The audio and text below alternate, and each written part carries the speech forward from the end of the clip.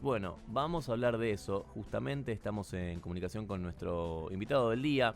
Su cuenta es Fermín Cop. Fermín Cop es especialista en ambiente y cambio climático, así que nos viene bien para empezar a hablar de estos temas. Fermín, ¿cómo estás? ¿Todo bien? Damián te saluda. Hola, ¿cómo andás? Gracias por la invitación. No, por favor, gracias a vos. Antes de presentarte estábamos hablando un poco de esto, ¿no? De la temperatura, básicamente. Que en este momento medio que todos agradecemos un poquito, como bueno, qué bien que no tenemos 5 grados bajo cero en agosto, sino que tenemos 20 grados.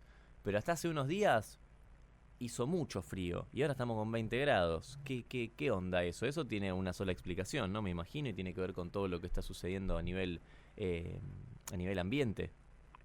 Claro, bueno, cuando hablamos de cambio climático hablamos de variación de temperatura siempre en el largo plazo. Es difícil identificar un fenómeno puntual como un día que hace calor, un día que hace frío en relación a cambio climático, pero si miramos en tendencias de mediano o largo plazo, claramente estamos en un cambio bastante significativo, que todos y todas lo vivimos en la diaria, básicamente. Esto significa que a partir de la revolución industrial, se empieza a calentar cada vez más el planeta. ¿Por qué? Porque empezamos a liberar más gases de efecto invernadero. Esto es combustibles fósiles, principalmente, pero también ganadería, residuos, todos los sectores de la economía, básicamente, que hacen que la temperatura ya esté 1,2 grados por arriba de lo que era antes de que empiece la revolución industrial.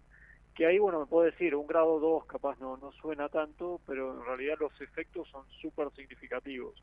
Lo vemos con olas de calor en la ciudad, pero también lo vemos en sectores productivos como la agricultura en Argentina, que cuando aparece una sequía o aparece una ola de frío ve afectar a la producción, o también lo vemos en la salud, por ejemplo, con el caso del dengue, que es una enfermedad que el mosquito se reproduce más justamente por el calor. Entonces es realmente multicausal, y es algo que ya se está viendo ahora y vuelve importante que estemos hablando sobre eso ahora. Claro. Esto quiere decir o nos deja en evidencia que en enero vamos a estar complicados o todavía hay esperanza de que eso no suceda. Mira, todos los años se viene, como te decía, si miramos en el largo plazo, se viene una tendencia de que cada vez tenemos más suba de temperatura y tenemos más olas de calor. Lo que pasa en Argentina particularmente, y al mirar estudios científicos hechos tanto por académicos argentinos como por el gobierno, muestran que en el largo plazo hay regiones del país que se ven afectadas de una manera y otras sobre otra, pero en términos generales Argentina sigue la media global de la suba de la temperatura, que viene acompañado con olas de calor significativo. Ola de calor, hablamos de fenómenos de 3 4 días con temperaturas por arriba de 35 grados, y esto es algo que viene pasando mucho en los veranos en Argentina, y con un verano que parece ser más tropical que templado, que quizás cuando lo pensamos lo asociamos más con clima de Brasil, por ejemplo, pero bueno, es algo que está pasando mucho en los veranos en Argentina.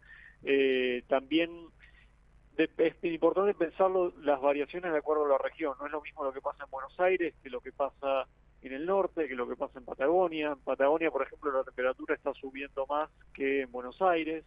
Y también pensando, por ejemplo, las regiones que tienen glaciares, que tienen derretimiento de los glaciares, y lo que significa eso para su consumo de agua. Es decir, cada una tiene sus particularidades, pero quizás lo más obvio, que es lo que vemos en el día a día, es el calor y particularmente en el verano. Claro, sí, las temperaturas como extremas, ¿no? En Tal ambos cual, las polos. temperaturas extremas, porque esa es la palabra que está bueno que la mencionabas, que es la idea del extremo, que eso es un poco lo que te trae el cambio climático, el evento climático extremo, que esto puede ser sequías, puede ser horas de calor, puede ser huracanes, puede ser ciclones, es decir, hay una multiplicidad de fenómenos climáticos que aumenta mucho la posibilidad de tenerlos justamente por el cambio climático. El cambio climático no es solo la suba de temperatura, la suba de temperatura es una cosa que viene acompañado con todo lo demás, que son todos los eventos climáticos extremos, los problemas en enfermedades, los problemas en la salud, es decir, hay un montón de cosas que vienen acompañado, generado todo por la suba de la temperatura. Claro. Eh, bueno, frente a esto, observamos el problema, observamos que está pasando esto, evidentemente sucede, tema que no está muy en agenda, ¿no? En cuanto a lo político, al menos en nuestro país, no sé si en otros países sí, pero por lo que se observa, no tanto, siempre está como un poco más relegado, ¿no? Parece siempre ser el tema que se guardan bajo la alfombra, cada tanto aparece una Greta Thunberg, por ejemplo, ¿no? O algún personaje así fuerte a nivel mundial que de repente sacude un poquito el avispero, pero si no, es una realidad que siempre termina tapándose o no dándole demasiada bola, ¿no? Claro, bueno, a ver, te vuelvo un toque para atrás un segundo. A nivel global hay un acuerdo internacional de todos los países, casi 200 países bajo Naciones Unidas, entre ellos Argentina, que es el Acuerdo de París, que se firma en 2015 para evitar que la temperatura no suba más de 1,5 grados. Ya subió 1,1 grado, 1,2 grado aproximadamente, por lo que queda un límite corto para llegar a esa meta, pero todavía se puede lograr de acuerdo a informes científicos. Ahora, claramente no estamos haciendo lo suficiente. Cada país tiene que presentar un plan de cómo va a llevar a la práctica ese acuerdo global. Argentina lo presentó, lo tiene presentado. El problema es que, bueno, van 7 meses de gobierno y no se ven avances en la puesta en práctica de ese plan. Y esto en realidad es un problema también a nivel global, digamos. Muy pocos países están haciendo lo que tienen que hacer. Hay algunos casos aislados, sí, por supuesto, pero falta un montón, la verdad. Y es por eso que hay que elevar la vara, ser mucho más ambiciosos en lo que se está haciendo, justamente en reducir las emisiones, reducir los niveles de contaminación, pero a la par también adaptarnos, porque es volviendo a lo que decíamos antes, ¿no? Esto ya se ve en la diaria, entonces hay que trabajar mucho en adaptarnos a lo que ya está pasando, es reducir emisiones para evitar que la situación empeore, pero al mismo tiempo trabajar sobre lo que vemos en la cotidiana, que claramente va a seguir, es decir, si yo empiezo a reducir lo que contamino hoy, no es que el día de mañana voy a ver menos efectos, esos gases de efecto invernadero se quedan muchos años en la Ujú. atmósfera. Entonces, por eso es tan importante trabajar con las dos cosas a la par. Pero hay que ser mucho, mucho más ambiciosos y ahí es donde quizás aparece, volviendo a lo que vos me decías al principio de la pregunta, la disyuntiva para países en vías de desarrollo, como es Argentina, que quizás se plantean de algunos sectores entre desarrollo y acción ambiental. Y la realidad es que no tendría que ser visto como una cosa o la otra, porque de hecho muchos de los sectores de la sociedad más vulnerables a nivel socioeconómico hoy son los que se ven más afectados por los efectos del cambio climático. Entonces, trabajar sobre medidas de cambio climático es trabajar sobre medidas también para acompañar a todos esos sectores de la población. Pero a veces aparece, ¿no?, esta idea de que, bueno, ¿por qué tenemos que priorizar esto si hay tantas necesidades como en un país de Argentina, que sabemos que las hay? Pero hay que trabajar sobre las dos cosas y se puede. De hecho, se pueden generar muchas fuentes de empleo, por ejemplo, en nuevos sectores de la economía, como las energías renovables, y al mismo tiempo estás haciendo algo beneficioso para el ambiente. ¿Y por qué eso no pasa? ¿Por qué crees que no se maneja la situación de esa forma? Bueno, a ver, una barrera muy importante para Argentina es el financiamiento. Para actuar sobre medidas de cambio climático, tanto para adaptarte como para reducir emisiones, necesitas financiamiento internacional. Y para Argentina particularmente es muy difícil por el riesgo país y porque es visto como un país con un costo de capital muy alto. Entonces eso dificulta conseguir los niveles de fondos que se necesitan para actuar sobre esto. Al mismo tiempo, la falta de política pública dificulta mucho.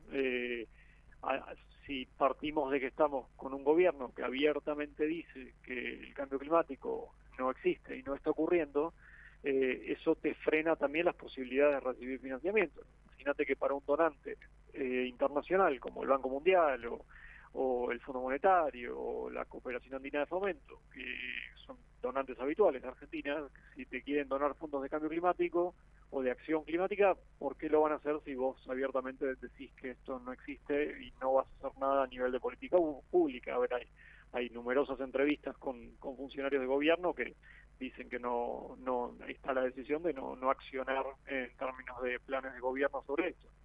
Entonces se da esa doble fenómeno a la par, ¿no? Falta de fondos, pero al mismo tiempo discurso político que también incentiva que no lleguen los fondos que tienen que llegar.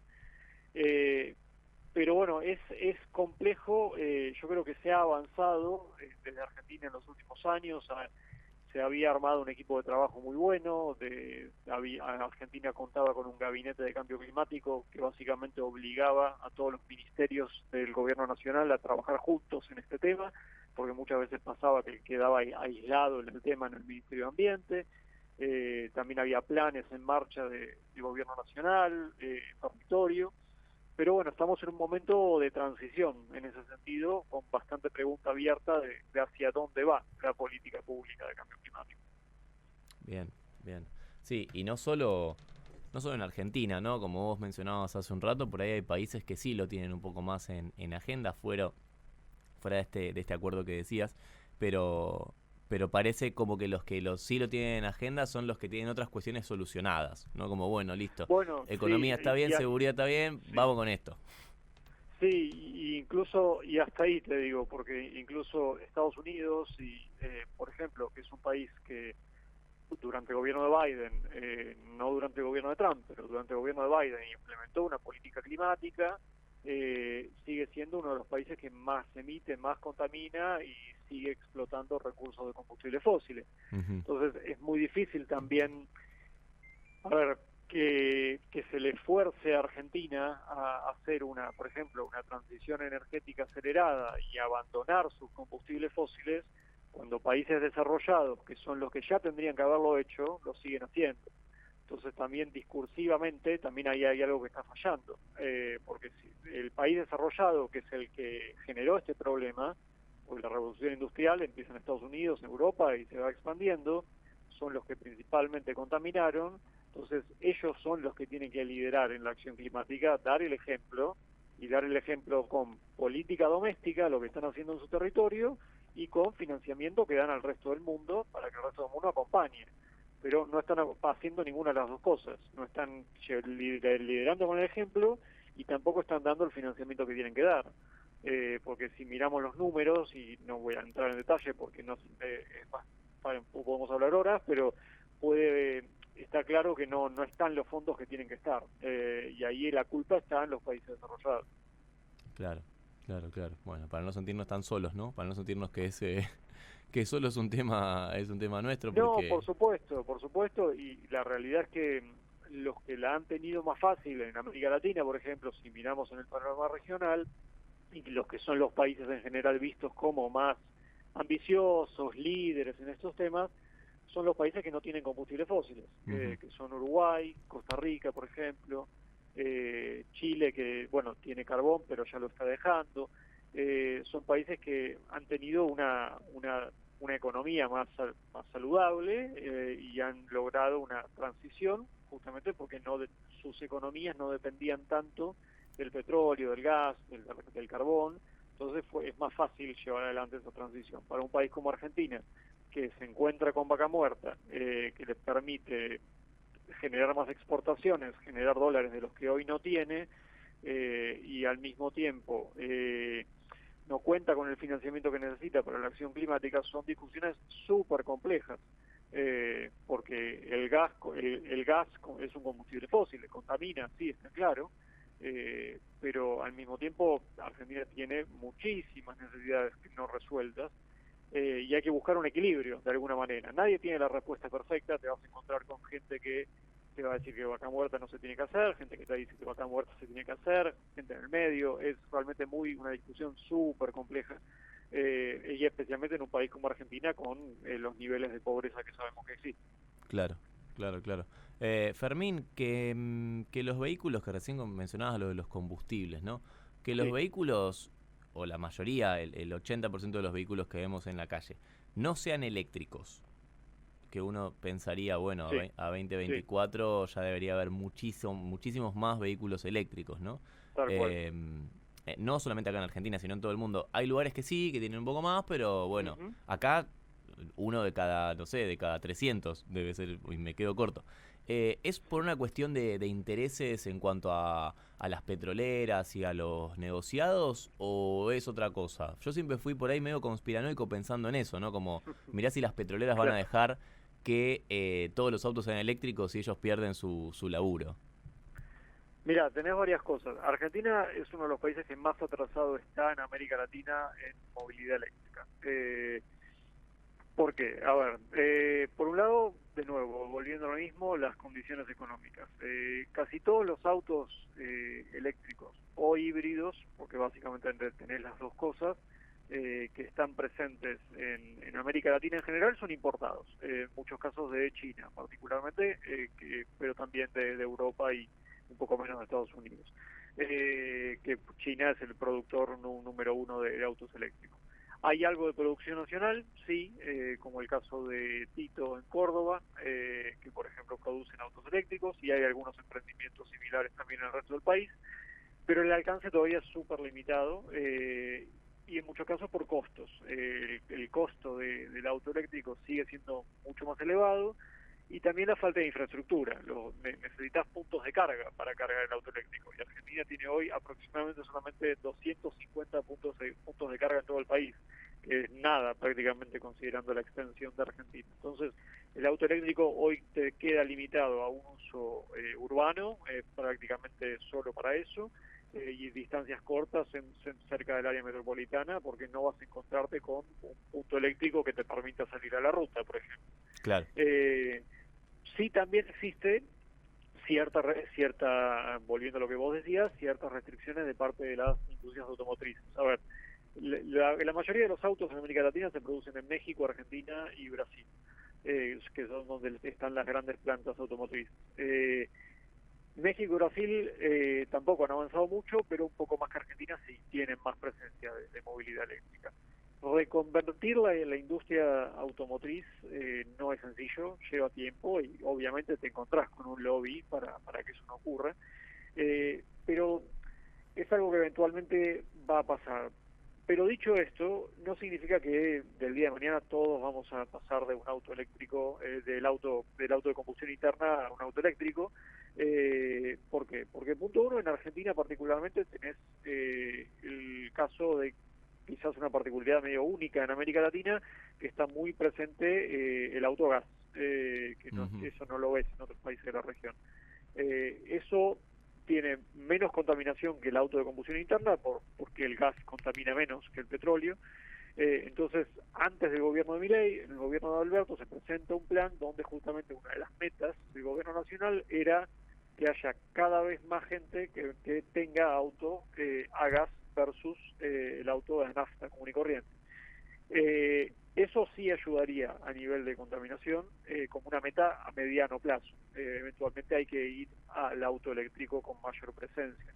Pero tampoco, de nuevo, no es que todos vamos a tener autos eléctricos, es repensar la manera que nos transportamos, incluyendo también el transporte público. Argentina está súper atrasada también en transporte público eléctrico o híbrido incluso. Sí. No hay casi, no ves prácticamente nada en las grandes ciudades, hay muy pocos casos. Entonces, si miras a la región, Chile, por ejemplo, a Santiago, la capital recambió prácticamente toda su flota a buses eléctricos y Uruguay lo está empezando a hacer también, para ponerte un par de ejemplos. Entonces, se puede hacer, sí, y hay que hacerlo. Es muy grande el atraso que hay y tendría un beneficio realmente en términos ambientales.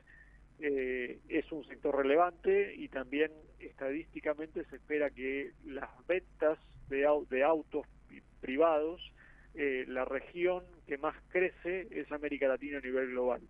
Entonces, si te encontrás con ese fenómeno donde se esperan cada vez más ventas de autos, empezar a plantear esa reconversión es algo que sería bueno hacerlo. De nuevo, es complejo, implica muchos casos de importaciones que cuestan dólares, pero quizás un punto de partida para Argentina sería empezar por el transporte público, por ejemplo, que te podría permitir empezar a gradualmente cambiar la flota a través de incentivos, subsidios, de los colectivos, en las diferentes capitales al menos, para pasar a un colectivo eléctrico o híbrido. Claro, claro. Lo mencionabas, Alberto Fernández, creo que sos una de las pocas personas que lo nombró esta semana sin decir otra cosa, ¿no? En el medio de la frase, pero... No, tal cual, no, sí, saliendo de eso por un segundo para contextualizar nomás. Sí, perfecto. Me quedé con eso, que quería comentarlo nada más. Fermín, gracias por este rato. Los invitamos a que te sigan en las redes sociales como Fermín Cop, con K y con doble O y P. Así que nada, pueden seguirte allí. Espectacular, gracias a ustedes y a disposición cuando quieran. Un abrazo, te mandamos un abrazo, gracias. Un abrazo, chau. Fermín Cop es quien pasó por una hora menos hablando de ambiente, de cambio climático, de lo que está sucediendo, de lo que va a suceder, de lo que sucedió también, por qué estamos como estamos.